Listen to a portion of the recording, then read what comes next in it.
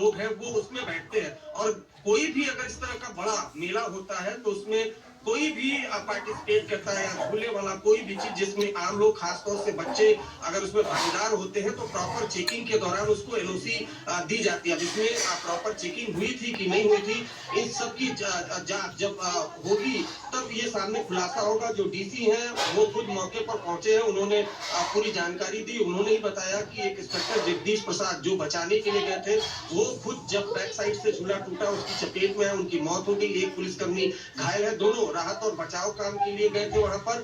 कुल मिलाकर उसके अलावा जो सिविलियन थे 13 लोग वो घायल हुए जो झूले पे बैठे थे, जिसमें 7 लोग गंभीर रूप से घायल है, बाकी को इलाज के बाद घर जाने दिया गया है। राजीव, अमिताभ हमारे साथ बने रहे, अपने पास लौटने एक बड़ी खबर इस मामले में शुरू कर दिया है। एफआईआर बताया जा रहा है कि दर्ज कर ली गई। एक बड़ी खबर इस हादसे से जुड़ी हुई आपको दे दें।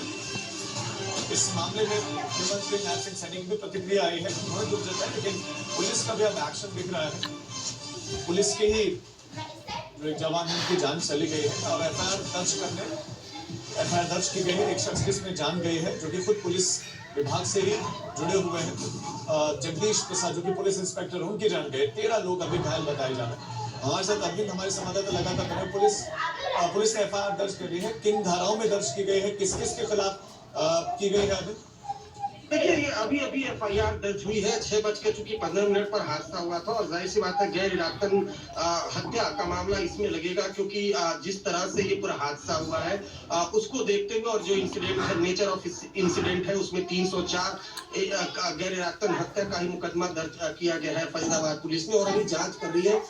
जो ये जो जिसका झूला था उसके मैनेजर के खिलाफ, उसके मालिक के खिलाफ जाहिर सी बात है एफआईआर दर्ज होगी। लेकिन कुल मिलाकर अगर आप देखें राजीव, तो आपने देखा होगा कि ये जो झूला है खासतौर से जिसे कोलंबस झूला भी कहते हैं, सुनामी झूला भी कहते हैं, देश के अलग अलग इलाकों से इस तरह की तस्वीरें पहले भी आती रही हैं। तो प्रशासन क्यों नहीं जागता है?